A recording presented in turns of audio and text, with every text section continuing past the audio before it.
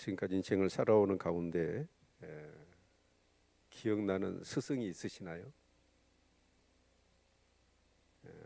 초등학교 때, 중학교 때, 고등학교 또 그 이상의 어떤 학교를 다니면서 정말 내 인생에 두고두고 잊혀지지 않을 수 있는 뭔가 나에게 큰 위로가 됐고 힘이 됐으며 지식과 삶의 지혜를 깨달을 수 있도록 가르치셨던 선생님 있으시죠?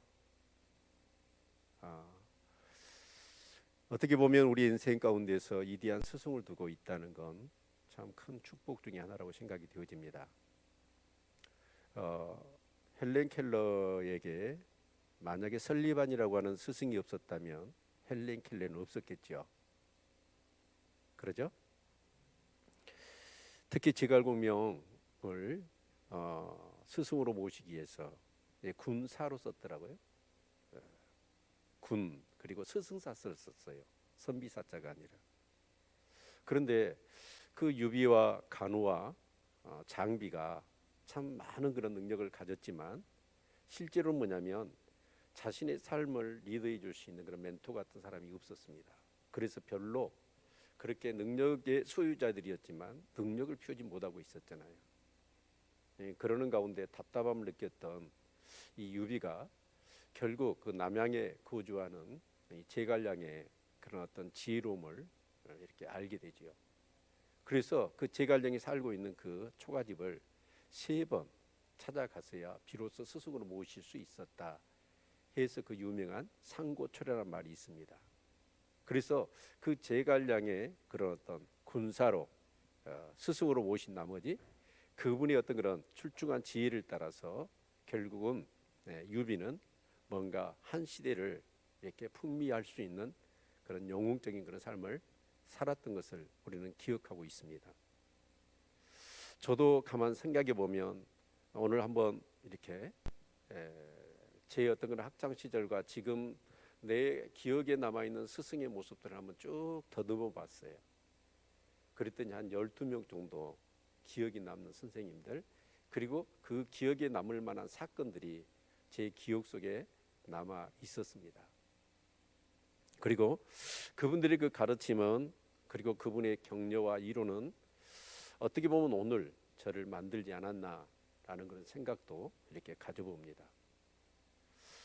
특별히 우리 믿는 사람들에게 있어서 스승을 두는 것은 너무 중요한 일이죠. 우리가 실수와 실패를 경험하지만 위대한 스승을 우리가 만나게 되어지면 우리는 시행착오를 훨씬 더 줄일 수 있고요.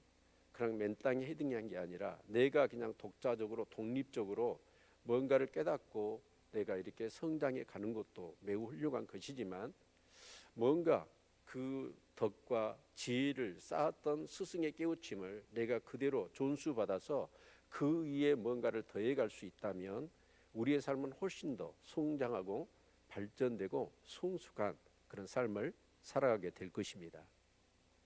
특히 국가적으로도 위대한 스승과 같은 인물들이 많이 있어야 되겠죠. 특히 오늘 이 시대에는 너무나 그런 분들이 필요한 것 같아요. 그래서 뭔가 지도자들에게 일침을 가해주고 뭔가 바른 길을 제시해 줄 수 있는 그런 민족의 어떤 스승 같은 그런 위대한 인물들이 너무나 절실히 필요하다라는 생각들을 굉장히 기도하면서 많이 느끼곤 합니다.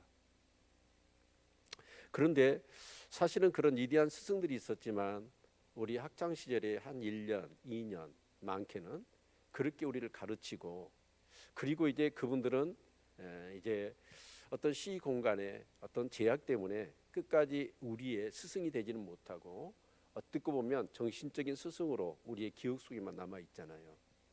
그런데 정말 참 위대한 스승은 누구냐 하면 이 생뿐만 아니라 다음 세상에서도 신뢰할 수 있는 스승이어야 된다라는 것입니다.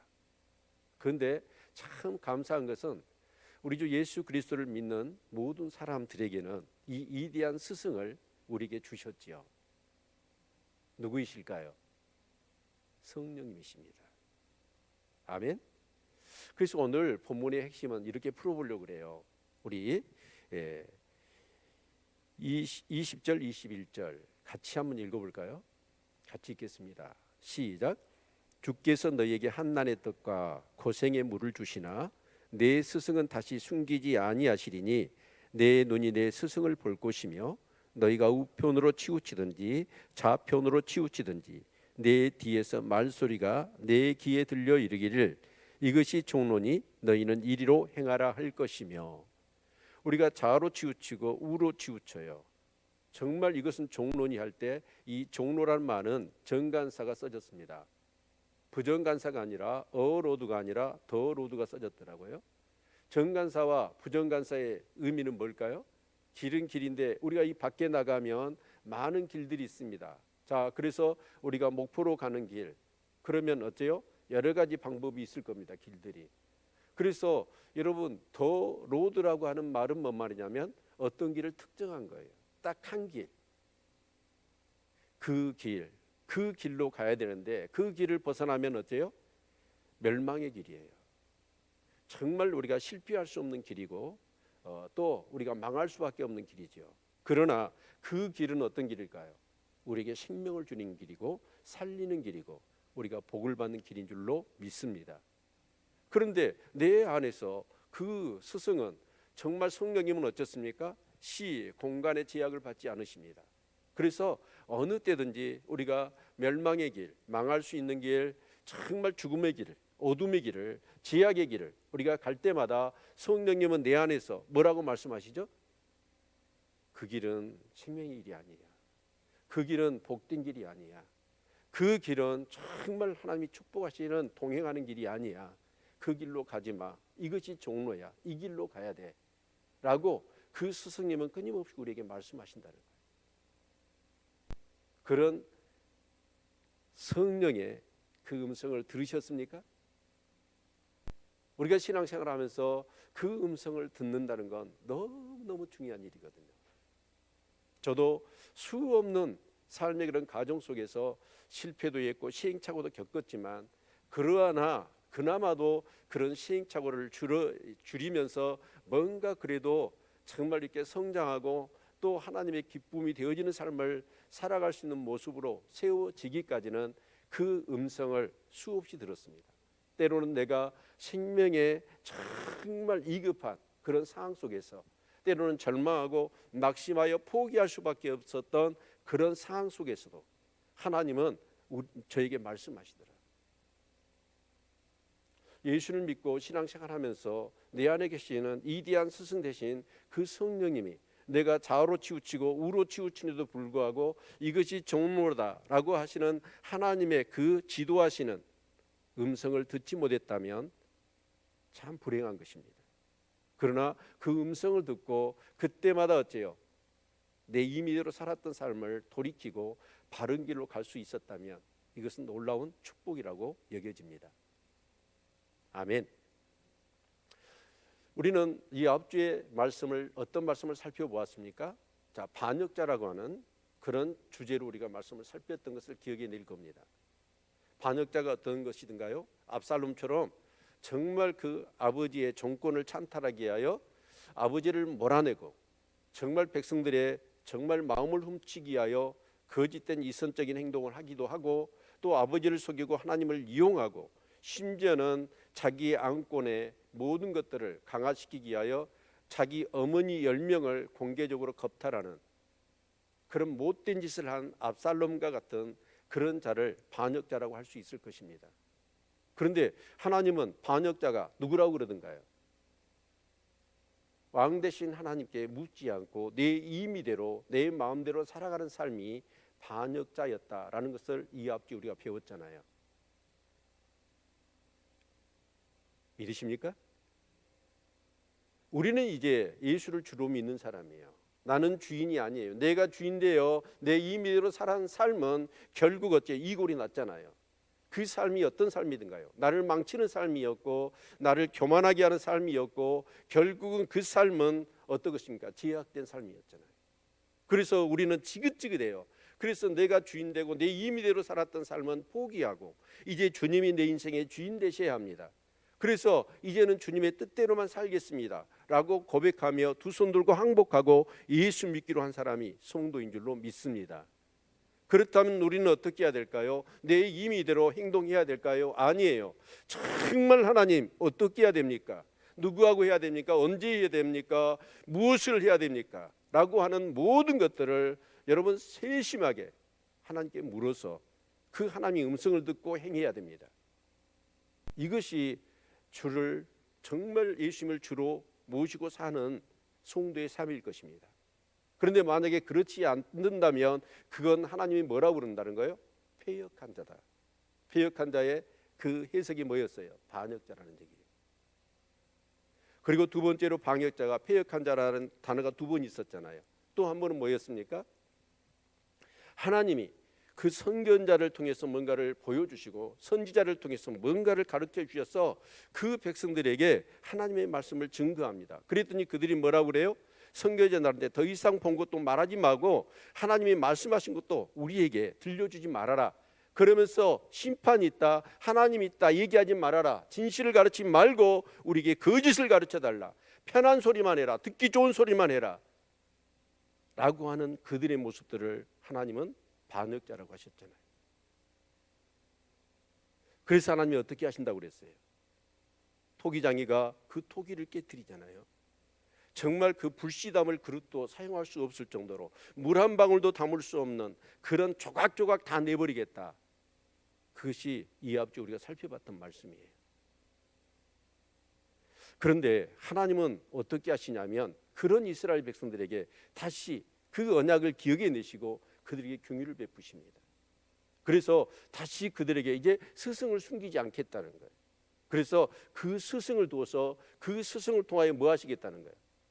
우리가 자로나 우르나 치우칠 때 이것이 정로다, 이것이 생명의 길이다, 이것이 진짜 의인의 길이다 라는 사실들을 우리에게 지도하시겠다는 거예요. 그리고 그렇게 살아갈 때 하나님은 어떤 복을 주시냐면 정말 풍성한 복을 주실 뿐만 아니라 그 대적이 완전히 멸망을 당하고 그리고 그 멸망당하는 하나님의 심판을 보면서 하나님의 백성들이 춤을 추며 찬양하며 쏘고치며 노래하며 그 구원의 하나님, 승리 하나님께 영광을 돌리게 할 것이다 라는 것이 오늘 본문의 말씀입니다. 그래서 여러분 참 중요한 게 뭐냐면 하나님의 음성을 듣는 거예요. 성령님께 민감하시기를 축원합니다. 그래서 그 성령이 내게 하시는 말씀을 듣고 이제는 어떠냐, 자루나 우루나 치우치는 삶이 아니라 정로, 정말 하나님이 말씀하신 의의 길, 바로 생명의 길, 그 길을 가는 것, 이것이 성도가 정말 얻게 될 첫 번째 은혜이고 복이라는 거예요.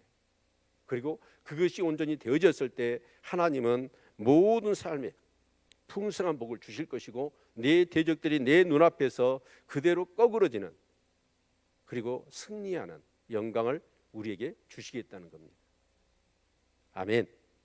이 복을 받고 싶으십니까? 아멘. 예. 그래서 오늘 그런 관점에서 오늘 본문의 말씀을 같이 살펴보았으면 좋겠습니다.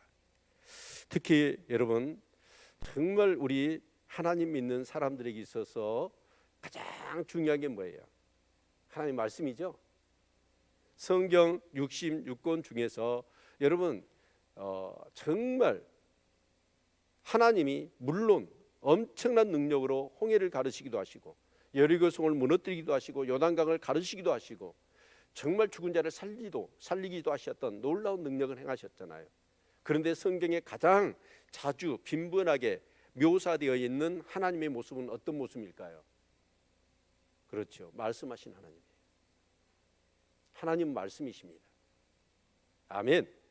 그래서 하나님은 이스라엘 백성들에게 그 젖과 꿀이 흐르는 땅으로 그들을 인도하시면서 뭐라고 말씀하십니까? 그 땅이 약속의 땅인데 그 약속의 땅이 젖과 꿀이 흐르는 땅이 되기 위해서는 어떻게 해야 된다는 거예요? 너희가 그 땅에 들어가서 내 말대로 순종하면 하나님이 그 땅을 젖과 꿀이 흐르는 땅이 되게 하실 것이라고 하셨죠. 여러분 이제 성지순례를 가보시면 알겠지만 그 이스라엘 땅은 절대로 젖과 꿀이 흐르는 땅이 아닙니다. 이스라엘 땅보다 훨씬 좋은 땅이 우리나라 땅이에요. 왜 그러냐면 우리나라는 어때요? 사시사철 비가 오잖아요. 그래서 여러분 아무리 놀려놔도 그곳에는 어때요? 풀이 나지요. 식물이 살지요. 근데 이스라엘 땅은 어쩌냐? 절대로 비가 오지 않으면 식물이 자랄 수가 없습니다. 애굽에서 이스라엘까지 버스를 8시간을 타고 광야의 여정을 쭉 오는 과정 속에 진짜 산과 들에 풀 한 포기가 없더라고요. 전부 다 산도요, 여러분 광야도 전부 다 메말라 있는 거예요. 그래서 저는 처음에 세상에 이런 땅이 사막 말고, 거기는 사막이 아니거든요, 저주받은 땅이다, 이런 생각을 했습니다. 그런데 그 가나안 땅은 어떤 곳이냐면, 여러분 이른 비와 늦은 비가 있어야 농사를 지을 수 있어요. 아멘. 그런데 하나님이 말씀대로 순종하면 뭘 주십니까? 이른 비와 늦은 비를 주셔요. 딱 적당한 비입니다. 그런데 그 비를 내리지 않으면 어때요? 아무것도 지을 수가 없어요. 우리는 그래도 저수지도 있고 강도 있잖아요. 그래서 물을 끓여다가 농사를 지을 수 있습니다, 비가 안 와도. 그런데 가나안 땅은 어때요? 강이 있어요, 없어요? 물론 홀몬산 줄기를 통해서 그 요단강이 흘러내립니다. 그런데 그 요단강이 흘러내려서 결국 모이는 곳이 어디죠? 사해바다거든요. 사해바다는 어때요? 죽음의 바다입니다. 생물 하나가 살 수가 없어요. 아마 그 사해바다의 물을 여기에 반 컵만 여러분 퍼다가 마시면 그대로 죽는다잖아요. 그 사해바다는 어떻습니까? 그 염분이 높아가지고 여러분 누워 있어도 엎드려도 어때요? 땅 물에 가라앉지를 않아. 그래서 그 사해바다에 가서 그 체험을 하잖아요. 누워서 신문 보기 한번 하고 싶지요. 그런데 여러분 이 가나안 땅은 그래서 비가 내리지 않으면 농사를 지을 수가 없습니다. 그런데 언제 비를 내리실까요? 언제요? 말씀에 순종할 때. 그래서 하나님께서는 여호수아에게 뭐라고 말씀하시는가요? 이 율법책을 주야로 묵상하여 그 가운데 기록한 대로 다 지켜 행하라. 그리하면 네 길이 어떻게 해요? 평탄하게 될 것이고 형통하게 될 것이다. 그래서 결국은 예수 믿는 신앙생활은 뭐냐? 여러분 왜 예수님이 죽으셔야 있죠? 우린 지금 이 사무엘하 다윗의 삶을 살펴보고 있지 않습니까? 다윗이 어쩌습니까? 얼마나 위대한 왕입니까? 그런데 그 다윗이 단 2가지 죄를 지었어요. 밧세바를 범했고 그 죄를 응피하기 위해서 수를 쓰다가 안 되니까 그 우리아를 죽여버렸잖아요. 그 2가지 죄로 인하여 12장부터 20장까지 그 다윗이 받아야 될 죄는 용서하셔요. 그런데 그 죄의 그 대가, 형벌을 그가 받아야 될 그 형벌은 너무 참혹하더라고요. 그러면 다윗이 여러분 물론 왕이었기 때문에 그런 책임을 져야 되기도 했겠지만, 그런데 여러분 정말 그 다윗이 2가지 죄로 인하여 그런 무서운 형벌을 받았다면 저와 여러분이 죄 짓는 것에 대하여 그 형벌은 어떻게 내 삶 가운데 작동하고 있을까요? 전혀 내가 죄 지었는데 하나님 죄를 지었어요, 용서해 주세요 하면 그 죄는 용서하셔요. 그러나 그 죄의 형벌은 어떨까요? 공의 하나님은 그 공의가 차지 않는 한은 그 공의를 그대로 시행하시거든요. 죄를 짓지 않아야 될 이유입니다. 피 흘리기까지 죄와 싸워야 될 이유입니다. 아멘.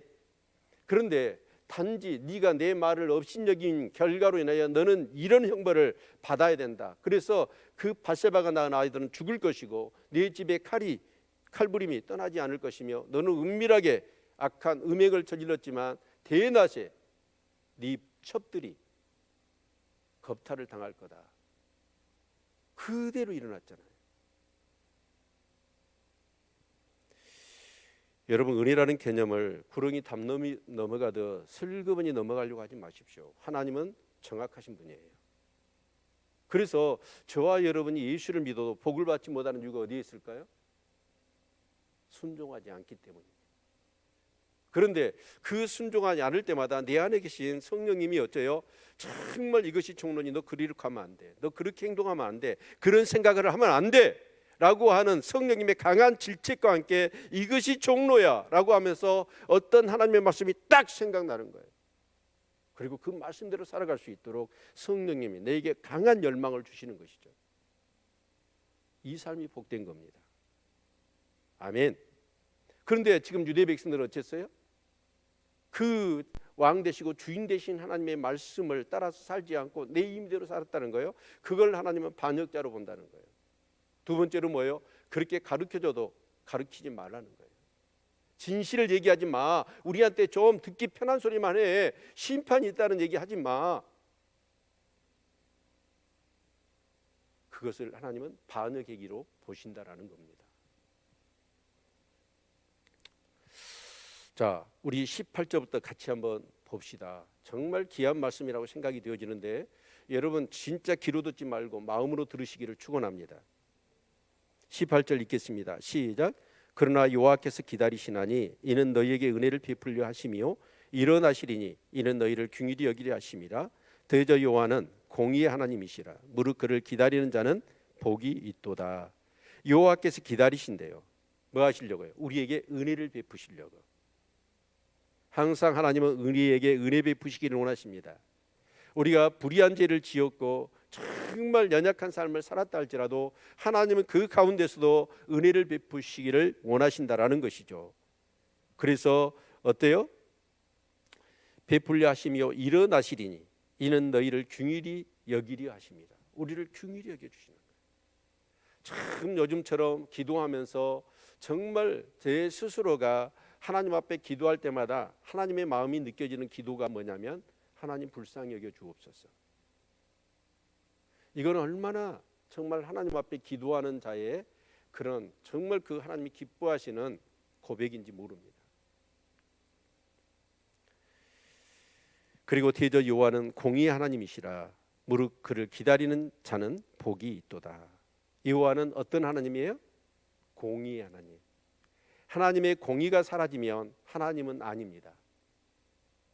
다윗의 경우를 말씀드렸지만 다윗의 그 죄를 인하여 그 공의로우신 하나님이 그 공의가 찰 때까지 얼마나 그 죄는 용서하시지만 그 죄의 대가를 다윗이 치러야 했던가 하는 것을 기억해 주시기를 바랍니다.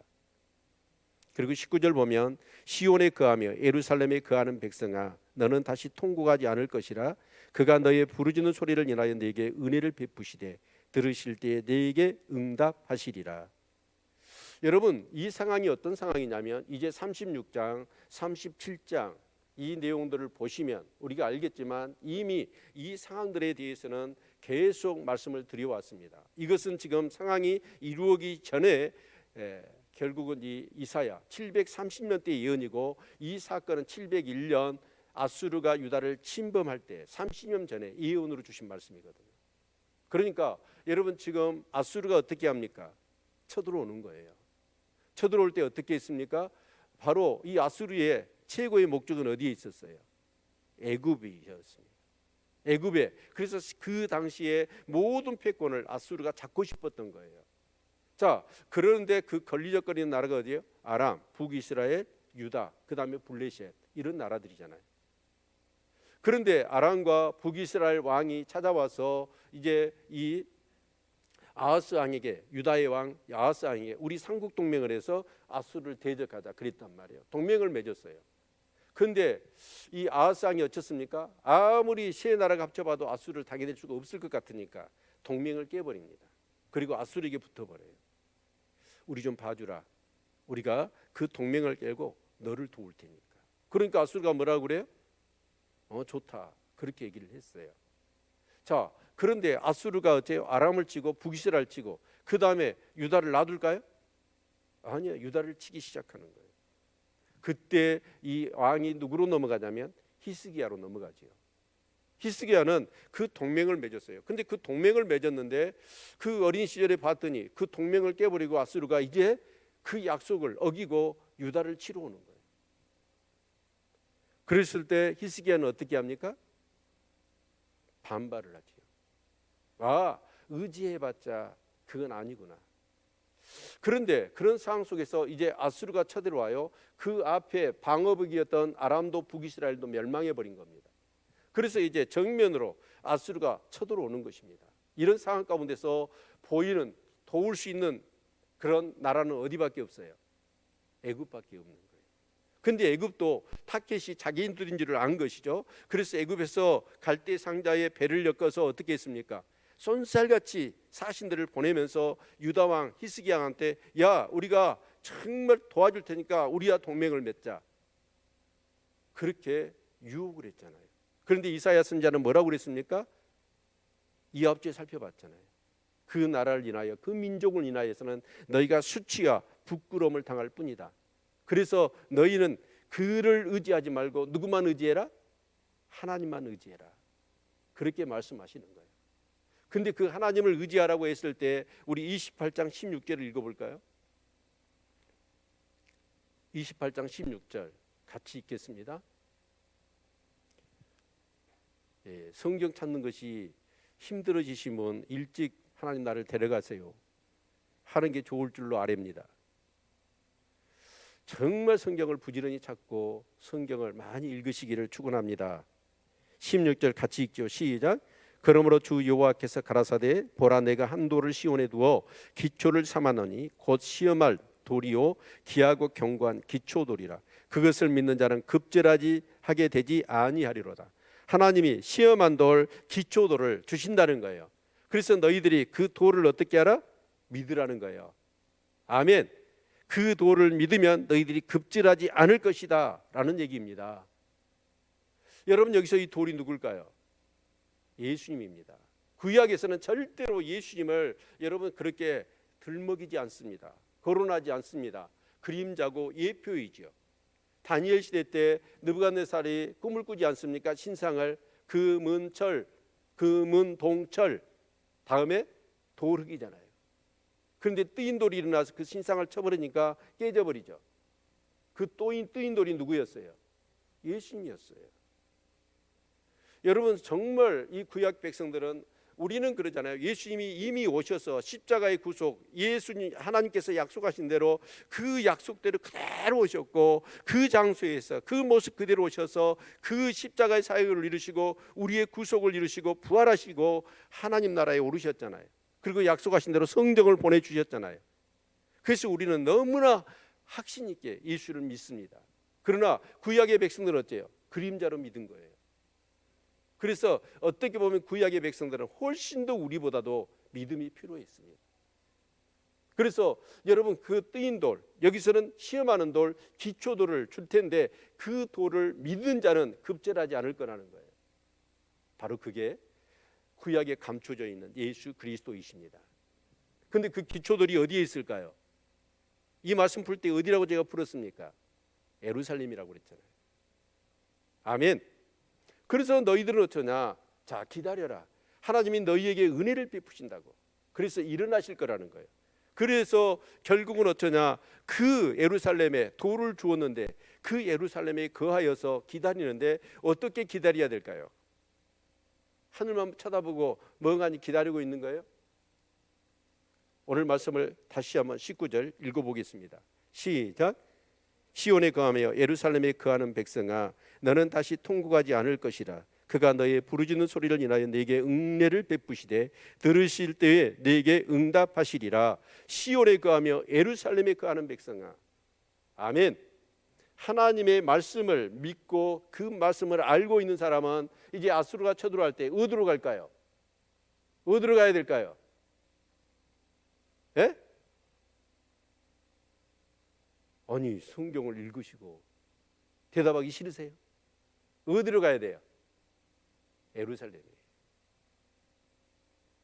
아멘. 여러분 정말 이 앞에도 그런 말씀을 드렸지만 북한이 쳐들어와요. 그러면 어떻게 해야 될까요? 미국을 의지해야 되죠. 빨리 미국한테 대통령은 야 전쟁이 났다 우리를 도와주라고. 그래야 될까요? 교회 모여서 기도해야 될까요? 예? 아니 진짜 예배 시간이라도 정답은 얘기해야지. 그러지 않아요? 아니 예루살렘에 모여서 기도하라요. 하나님이 우리에게 은혜를 베푸시려고 일어나신대요. 그래서 그 여호와를 기다린 자는 복이 있다고. 그런데 어떻게 기다려야 돼요? 말씀을 의지하고 그 말씀을 붙들고 부르짖어 기도하는 거예요. 아멘. 여러분 정말 교회에 와서 기도하시기를 바랍니다. 이게 복이에요. 저는 새벽에 이렇게 나와서 꾸준하게 기도하시는 분 보면 진짜 손에 잡히는 거, 눈에 보이는 거, 귀에 들리는 거 없어요. 그런데 그렇게 기도하신 분들은 분명히 하나님 기도는 공짜가 없습니다. 그리고 그 기도에 응답하시거든요. 그래서 20절, 21절 우리가 읽었잖아요. 다시 한번 읽어봅시다. 시작. 주께서 너희에게 한난의 떡과 고생의 물을 주시나 내 스승은 다시 숨기지 아니하시리니 내 눈이 내 스승을 볼 것이며 너희가 우편으로 치우치든지 좌편으로 치우치든지 내 뒤에서 말소리가 네 귀에 들려 이르기를 이것이 종로니 너희는 이리로 행하라 할 것이며. 비록 그들이 뭐예요? 한난의 떡과 고생의 물을 먹어야 돼요. 아픔이 있고 인생은 어떻게 보면 강야 같잖아요. 근데 여러분 그런 상황 속에서 우리는 그렇습니다. 고난은 이장된 축복이다. 고난 속에 정말 주의 윤례를 배우는 놀라운 비밀이 감춰져 있다 라는 사실을 알고 평상시는 모르겠지만 고난이 오면 그래도 믿음이 있는 사람 뭐예요? 하나님께 엎드려 기도하지요. 그럴 때 스승은 어째요?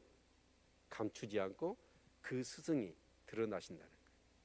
그러면서 우리가 어떻게 해야 될지 좌로 우로 치우치거나 잘못될 수도 있는데 그럴 때마다 하나님은 우리에게 뭐라는 거예요?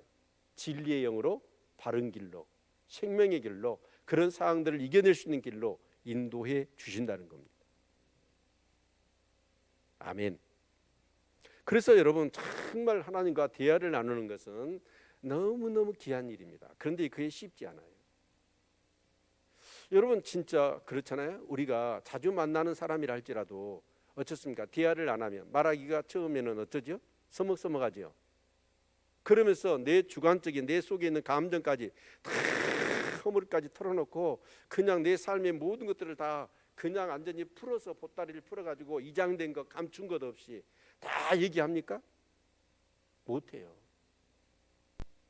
그런데 그 사람을 자주 만나서 조금씩 대화하고 마음을 서로 주거니 받거니 하고 익히면서 저 사람이 사심이었고 정말 내 아픔도 자기 아픔처럼 여겨지며 정말 그것을 받아주고 때로는 어때요? 생명과 같은 위로의 말씀 한마디를 나한테 준단 말이에요. 그러면 그 사람한테는 어떻게 합니까? 점점 나의 모든 걸 다 털어놓고 싶잖아요. 그래서 여러분 성령님과 정말 같이 여러분 기도 시간에 많이 앉아있다고 중요한 건 아닌 것 같더라고요. 진짜 주님의 마음이 내 마음이 되고 내 마음이 주님 마음이 되어 서로 교통하는 것, 이게 너무너무 중요한 것이죠. 아멘. 그런 기도를 하나님 앞에 드릴 수 있다면 여러분 진짜 손수건 없이 기도를 할 수 있을까요? 티슈를 앞에 준비하지 않고 어떻게 기도할 수 있겠습니까?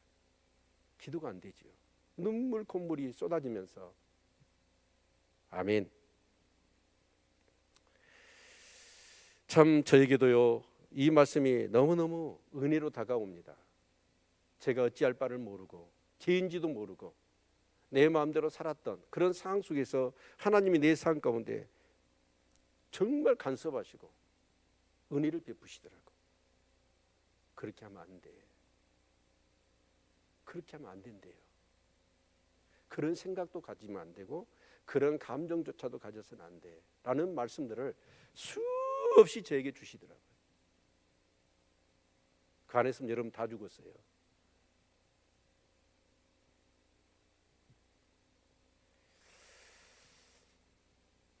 그래서 이스라엘 백성들은 그 하나님의 음성을 듣자 뭘 하게 됩니까? 자, 22절 같이 읽겠습니다. 시작. 또 너희가 너희 조각의 우상에 입힌 은과 부어 만든 우상에 올린 금을 더럽게 하여 불결한 물건을 던짐같이 던지며 이르기를 나가라 하리라. 여러분 이 우상 숭배는 뭐예요? 십계명 중에서 하나님과의 나와의 관계 속에서 가장 문제되는 죄악 아닙니까? 그 하나님과의 관계 속에서 정말 멸망에 길을 갈 수밖에 없는 그 하나님과 관계에 있어서의 말씀, 생명의 말씀을 어기고 우상 숭배했던 나의 모든 죄악들을 다 불결한 것처럼 던져버리는. 그렇다면 사람과 관계 속에서의 제약도 어쩔까요? 다 던져버리는. 그래서 여러분 다윗이 위대한 게 뭘까요? 저는 다윗이 위대한 점이 여러분 죄를 짓기 전에 다윗보다도 죄 짓고 나서 다윗이 더 위대해 보이더라. 그러나 다윗이 진짜 위대한 점은 뭐였냐면 그 누구에게도 알지 못하는 놀라운 복음의 비밀을 다윗에게는 보여주셨어요. 알려주셨습니다. 그래서 여러분 다윗의 시편을 읽어보십시오. 73편, 73개의 시편을 다윗이 지었잖아요. 시편 21편, 시편 105편, 102편, 82편 이런 내용들을 봐보십시오. 여러분 다윗은 자기의 고난과 자기의 삶 속에 하나님 예수 그리스도에 대한 모든 것들을 예표하고 있습니다. 내가 목이 마르다 해가 천장에 붙었다 라고 하는 것은 예수님이 십자가에 뭐였습니까? 십자가의 치료 중에 하나 아닙니까? 근데 자기 삶을 노래했는데 그 자기 삶을 노래한 것이 예수님의 고난의 예표가 되었습니다.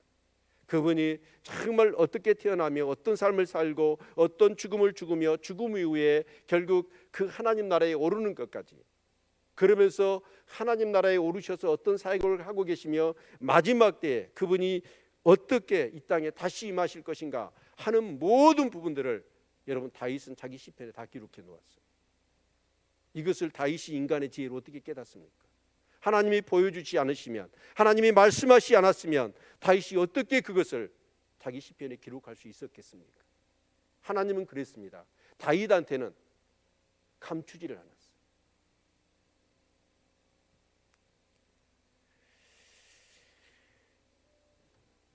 여러분 영적 세계는 끝이 없습니다. 아멘. 더 깊이 여러분 기도하시고 말씀을 묵상하시며 하나님과의 깊은 교통을 나누실 수 있기를 바랍니다.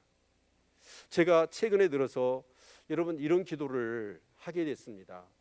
정말 우크라이나의 러시아의 전쟁에 그 포탄이 터지면서 미사일 터지면서 그 수많은 사람들이 정말 시체가 시가지에 널브러져 있고 그 자식을 죽는 모습을 지켜보면서 하염없이 눈물을 부모의 모습들을 보면서 하나님 정말 이 전쟁이 종식되게 해주십시오. 이 전쟁 어둠의 일들이 사라지게 해주십시오 라고 제가 기도를 했거든요. 그런데 하나님이 그러시는 거예요. 그 기도가 잘못됐다는 거예요. 성경적으로 얘기한다면 여러분 이 세상은 전쟁과 난리의 소문들이 더해져야 됩니다. 그래요 안 그래요? 그렇잖아요. 여러분 결국은 마지막 때가 와야 되잖아요. 지금이 언제입니까? 예수님이 오실 때가 말세였는데 지금 예수님이 오시고 구속의 역사를 이루시고 승천하셔서 이제 성령을 보내주시며 말세의 지말이거든요. 이 말세의 지말은 어디로 갈까요? 하나님 말씀에 근거하면 말세의 징조가 나타나야 됩니다.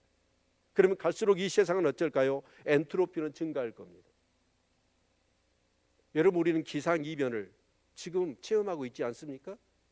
그 기상이변이 극심화되어지고 여러분 결국은 지금 패권 전쟁을 하면서 여러분 어쨌든 간에 미국이라는 나라가 엄청나게 달러를 여러분 그 가격을 높이면서 약속 들었죠. 죽이고 있잖아요. 중국은 거기에 맞서서 자기 어떤 이하나의 어떤 그런 패권을 절대로 미국한테 속하지 않으려고 이 싸움을 하고 있잖아요. 경제 전쟁이잖아요. 이런 것들이 심화되어지고 전쟁이 격화되어지면 어떻게 될까요? 세상은 아마 그 끝은 그럴 겁니다. 단일 정부일 겁니다. 단일 화폐일 겁니다. 그리고 단일 정부, 단일 화폐를 이루기 위해서 이 언어도 다르고 민족도 다르고 이해가 다 다르는 이 국가 민족들을 한 리더십 아래, 한 정부 아래, 한 경제권 안에 묶으려면 그 사람은 어때요? 굉장한 카리스마와 능력과 지혜의 소유자일 것입니다. 그 자가 누구예요? 적그리스도입니다. 그리고 그 강력한 리더십을 행사하기 위해서는 어떻게 해야 될까? 우리 예수 믿는 사람이 역사적으로 보면 그렇잖아요. 절대로 인간을 숭배하는 일은 없어야 되잖아요.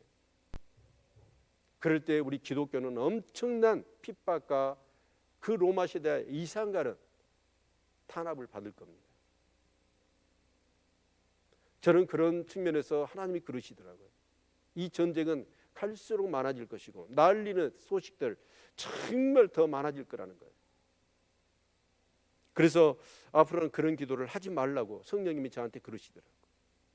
이 세상은 앞으로 갈수록 갈등과 전쟁과 기상이변들이 넘쳐날 것입니다. 그래야 주님이 오시지 않겠어요?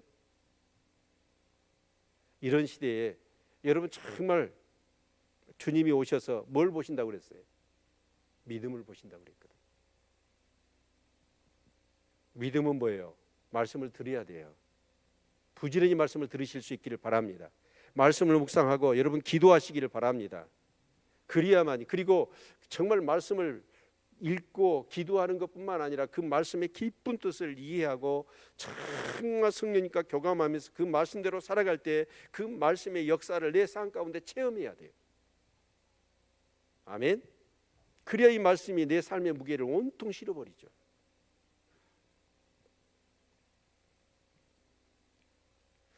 그래서 결국은 어떠냐, 성령이 임하시니까 다 얘기한다는 거예요. 모든 것 그렇잖아요. 우리 그 뭐였죠?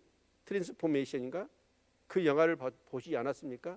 성령이 임하니까 사람들이 어떻게 하던가, 집에 있는 음란물을 다 부적 같은 것들, 그런 것들을 다 한 마을에서 끄집어내는 산더미처럼 쌓였잖아요.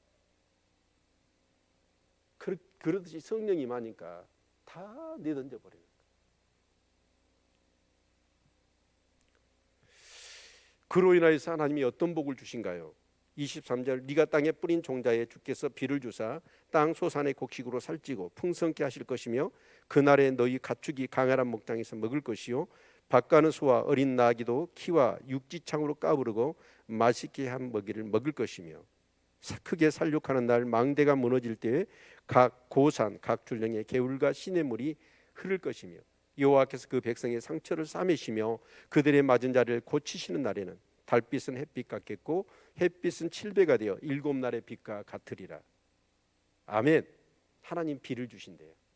이른 비와 늦은 비를 주신다는 거예요. 그 비를 주시니까 어떻게 합니까? 온갖 곡식과 과일들이 풍성하게 되어서 심지어는 이 가축들마저도 뭐 한다는 거예요? 풍성하게 먹을 수 있겠다라는 것이죠. 그리고 그 비가 얼마나 쏟아지든지 각 고산에서 여러분 각 줄령에서 개울과 시냇물이 흐를 것이다 라고 얘기합니다. 이런 복을 받으시는 우리 성도님들 되시기를 축원합니다. 말씀대로 살면 그 말씀에 담겨져 있는 놀라운 약속과 축복이 우리의 삶 가운데 임할 줄로 믿습니다. 아멘. 그래서 결국은 뭐냐면 달빛은 햇빛 같고 햇빛은 7배가 되어 7날의 빛과 같으리라. 결국은 뭐예요? 과거의 아픔, 상처들, 우리가 믿고 정말 하나님을 의지했는데 그렇게 믿고 의지했음에도 불구하고 응답이 없었고 역사가 없었잖아요. 근데 이제는 아니라는 거예요. 달빛이 햇빛 같고 햇빛이, 하루의 햇빛이 7날의 빛과 같이 영광으로 가득한 삶이 될 것이다 라고 말씀하십니다. 아멘. 예, 그런 은혜가 아마 어떻게 보면 이 말씀은 마지막 우리가 하나님 나라에 갔을 때 그 하나님 나라의 영광을 바라볼 때 그런 모습 아닐까 싶기도 합니다. 아멘. 그리고 이제 27절부터 33절에는 이제 궁극적인 아수르가 쳐들어왔을 때 그 아수르를 하나님이 어떻게 다루시는가, 그리고 그것을 목도했던 그 유다 백성들이 그 구원의 하나님, 심판의 하나님을 마음껏 찬양하고 노래하는 내용으로 여러분 이 교차적으로 기록되고 있습니다. 같이 한번 읽어볼까요? 27절 시작. 보라, 여호와의 이름이 온 방에서부터 오되 그의 진노가 불붙듯하며 빽빽한 연기가 일어나듯하며 그 입술에는 분노가 찼으며 그 혀는 맹렬한 불 같으며 그 호흡은 마치 창이라요 목에까지 미치는 하수 같은즉 그가 멸하는 키로 열방을 까부르며 미혹되게 하는 자갈을 여러 민족의 입에서 먹이시리니. 여기 보면 하나님이 어떻게 하면 멀리 온 방에서부터 오신다는 거예요. 여호와의 이름이 온다는 건 여호와가 오신다는 거죠. 근데 그의 진노가 불붙들어 가지고 빽빽한 연기가 일어나듯 하며 그 입술에는 분노가 찼으며 그 혀는 맹렬한 불 같으며. 여러분 용가리 아시죠? 용가리 입에서 뭐 나오던가? 불이 나오죠. 근데 하나님이 이야 이것들이 어찌되면 아수르가 유다 백성하고 약속을 맺었잖아요. 근데 약속을 깨버리고 유다를 짓밟으려고 정복하러 오는 거예요. 그래서 하나님께서 감히 내 백성을 건드려? 막 화가 나가지고 여러분 진짜 코를 씩씩거리면서 막 입에는 뜨거운 불이 솟구치듯이 그 분노를 이 아수르에게 퍼붓는다는 얘기입니다. 그리고 그 호흡은 마치 창이라여 목에까지 미친 하수 같은즉 그가 멸하는 키로 열방을 까부르며 미혹되게 하는 자갈을 여러 민족 입에 먹이신다. 왜 그랬습니까? 여러분 진짜 이 히스기야가 그 누굽니까? 그 아수르의 랍사게가 얼마나 나불나불대면서 이간질을 시켰습니까? 야 너희 하나님 있으면 나오라게. 그 하나님이 너희들을 지켜주냐? 라고 하면서 얼마나 제발 그래서 거기에 그 국리 대신이 가잖아요. 엘리야김이나 그런 사람이 가서 제발 우리가 이 아수르 말을 하니까 아수르 말로 하지 히브리 방언으로 하지 말아라. 백성이 듣는다. 그런데 더 크게 히브리 방언으로 막 하나님을 모욕하고 이스라엘 백성들을 조롱했잖아요. 모든 민족들도 그랬습니다. 그 어떻게 너희들이 그 조그만 나라가 그 아수르를 대적한다고 그래? 까불지 마, 웃기지 마. 하나님이 어디 있다고 그래? 라고 하면서 비웃었잖아요. 그렇게 부으셨던 여러 민족의 입에 할 말이 없도록 재갈을 물리겠다는 거예요. 왜요? 하나님이 그 아수르를 쳐버리신다는 거예요. 여러분 지금은 우리가 그래요. 믿음이 없으니까 세상 사람들이 우리 교회 다닌다고 하면 병신 쪼다로 보잖아요. 여러분 그럴 때 여러분 어떠십니까? 웃기지 마라. 하나님은 살아계시다고. 지금은 모르지만 심판날에 너희들은 분명히 하나님이 살아계신 것을 목도할 거다. 너 까불지 마. 하나님은 살아계셔. 참말하지 말고 너도 예수 믿어야 돼 라고 얘기할 수 있는 우리 성도님들 되시기를 축원합니다. 그런데 정말 하나님 어쩌냐, 그 아수르를 여지없이 꼬꾸러뜨리면서 그 이스라엘의 민족의 하나님을, 그 민족을 조롱하고 비우셨던 그들의 입술에 할 말이 없도록 자갈을 먹이신다. 그리고 29절 너희가 거룩한 절기를 지키는 밤에와 같이 노래할 것이며 절을 불며, 이 절은 뭐예요? 피리잖아요. 피리를 불며 여호와의 산으로 가서 이스라엘의 반석에게로 나아가는 자같이 마음에 즐거워할 것이라. 아멘. 여러분 그 장면을 목도할 때 여러분 감히 어떻게 잠잠할 수 있겠습니까? 어떻게 치부할 수 있겠습니까? 그 구원의 하나님이 임하셔서 그 적들을 산산히 부수시는데 그 모습을 목도할 때 아마 이스라엘 백성들은 아마 진짜 이 본능적으로 그 하나님을 찬양하고 춤을 출 겁니다. 마치 절기를 지키는 그 이스라엘 백성들처럼 그 구원의 하나님을 찬양하게 될 것이죠. 그리고 30절 같이 읽겠습니다. 시작. 여호와께서 그 장엄한 목소리를 듣게 하시며 혁혁한 진노로 그 발에 치심을 보이시되 맹렬한 하연과 폭풍과 폭우와 우박으로 하시리니 여호와의 목소리에 아수르가 낙담할 것이며 주께서는 막대기로 치실 것인데 여호와께서 예정하신 몽둥이를 아수리에 더하실 때마다 소고를 치며 수금을 탈 것이며 그는 전쟁 때에 팔을 들어 그들을 치시리라. 하나님이 어떻게 하신다는 거예요? 여러분 이것은 어떻게 이루어졌습니까? 열왕기하 20장 우리 읽어봤죠? 어떤 내용이죠? 18만 5천의 아수르 군대가 여러분 진짜 그 질풍노도처럼 이스라엘의 유다의 수도까지 와서 이 예루살렘을 겹겹이 18만 5천이 포위하고 있었습니다. 그러면서 이스라엘 백성들을 조롱하고 하나님을 비웃었잖아요. 그런데 하나님이 어떻게 하신다는 거예요? 여기 보면 맹렬한 하연과 폭풍과 폭우와 우박으로 하신대요. 여러분 불이 쏟아진데 거기에 막 폭우와 우박이 막 쏟아지는 거예요. 뭘 연상케 하죠? 이스라엘 백성을 출애굽시킬 때 하나님 애굽에 내린 진노가 10가지였잖아요. 그런 진노처럼 하나님이 그러니까 예루살렘 성 주위로 18만 5천이 포위하고 있었는데 이스라엘 백성들은 가만히 그것을 여러분 당하지 않고 그 예워싼 아수르 군대에 하나님이 이렇게 역사하신다는 거예요. 우리 그 사무엘하에 보니까 압살롬의 군대가 이제 다윗의 군대하고 그렇게 전쟁을 하잖아요. 근데 하루에 2만이 죽어요. 2만이 죽일 때 어떻게 됐습니까? 칼에 죽은 자보다도 수풀에 죽은 자가 더 많았다고 그랬잖아요. 그때 그 죽은 자라고, 살육이라는 단어가 뭐였냐면 막게파더라고요. 막게파가 뭐냐면 하나님의 재앙으로 죽은 자라는 뜻이에요. 그러니까 여러분 요압 이렇게 이 편에 다윗의 군대의 칼에 의해서 죽은 사람보다도 하나님의 재앙으로 죽은 자가, 그럼 수풀에 가서 수풀이 어땠을까요? 막 그 압살롬의 진영의 군대를 쳐버리는 거예요. 그러듯이 결국 아수르 군대를 하나님이 치셔버린 거죠. 그 장면을 보고 또 어째요? 이스라엘 백성들은 소고를 치며 수금을 탈 것이며 그는 전쟁 때에 팔을 들어 그들을 치실 것이다. 33절 같이 읽습니다. 시작. 대저 도베스님이 설립되었고 또 왕을 위하여 예비된 것이라. 깊고 넓게 하였고 거기 불과 많은 나무가 있은즉 여호와의 호흡이 유황개천 같아서 이를 사르리라. 그러니까 유황개천이면 어떻게 될까요? 유황개천에 유황이 그 강물처럼 가득 차 있는데 거기다 불을 붙여버린 거예요. 여러분, 이 우크라이나에 미사일 떨어진 거하고는 비교도 안 되는 거예요. 그래서 여러분 18만 5천이 그대로 뭐가 됐어요?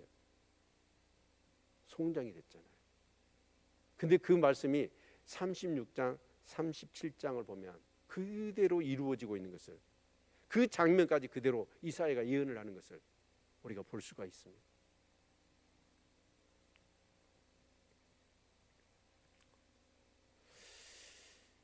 근데 여기서 참 중요한 것 중에 하나가 뭐냐면 어떻게 해야 된다는 거예요? 애굽을 의지하지 말라는 거예요. 그리고 누구를 의지하라는 거예요? 하나님을 의지하고 그 하나님이 약속하신 예루살렘에 들어가서 뭐 하라는 거예요? 기도하면서 하나님의 응답을 구하라는 겁니다. 그런 자는 이 구원을, 이 놀라운 하나님의 그 구원을 보게 될 거다라는 얘기죠. 사실 이것은요, 실제로 이제 저 아이성에서부터 해가지고 어디죠, 북쪽에 제일 첫 성부터 해가지고 아수르가 막 쳐들어와요. 근데 예루살렘까지 하루길이 와버려요. 그러니까 성들이, 그 군사들이, 백성들이 그 아수르를 막았었다면 하루길에 올 수가 없어요. 근데 다 도망가 버린 거예요. 어디로 도망갔을까요? 이 말씀을 믿는 사람은 그 시험한 돌, 그 뭐예요? 기초돌, 바로 예루살렘으로 왔겠지요. 그런 사람은 살아남아요. 그리고 그 구원의 하나님을 경험하게 됩니다. 그런데 대부분이 어디로 도망갔을까요? 애굽으로 도망갔어요. 열왕기하를 보면 정확하게 그 기록이 되어져 있습니다.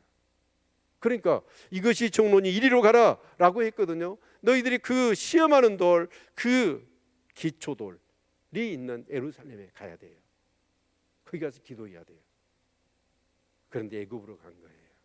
그런데 그런 자들은 전부 다 아수르 애굽을 쳐버리잖아요.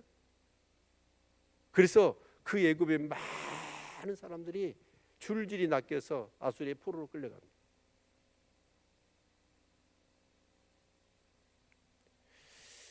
결국 중요한 건 뭐냐면 하나님의 음성을 들을 수 있어야 된다는 거예요. 교회를 10년 100년 다녀도요, 이 하나님의 음성을 듣지 못한다면 사실은 온전한 믿음의 삶을 살 수가 없을 겁니다. 왜냐하면 여러분, 북한이 쳐들어와요. 그러면 우리가 의지할 곳이 어디예요? 지금 미국과 일본뿐이잖아요. 정말 그럴까요? 믿음이 있는 사람은 미국과 일본이 아니라 누구를 믿어요?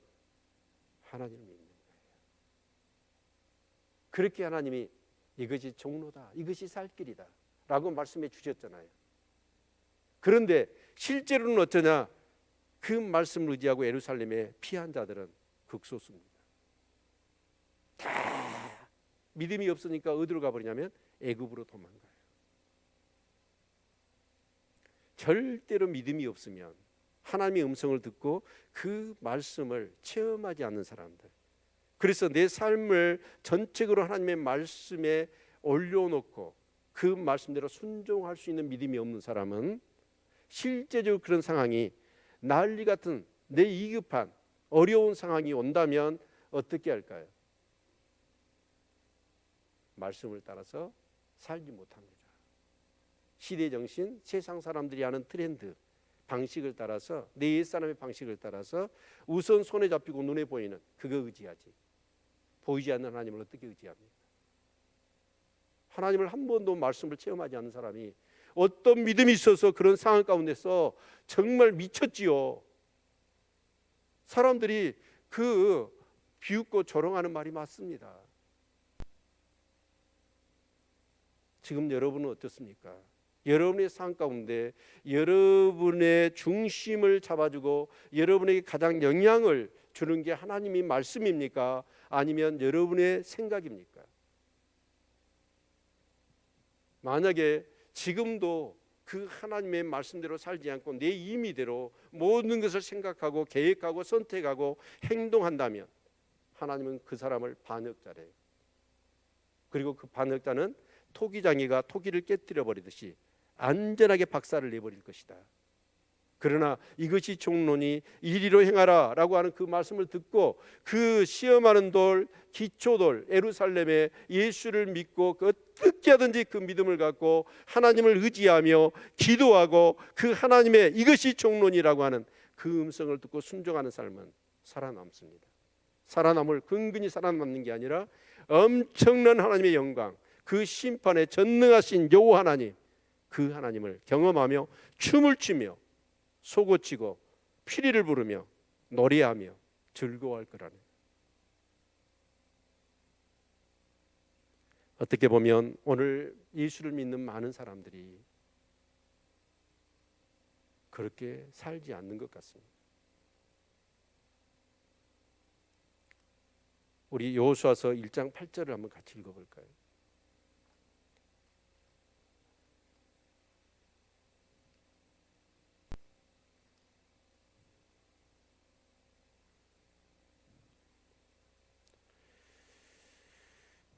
칠 절 8절 같이 한번 읽겠습니다.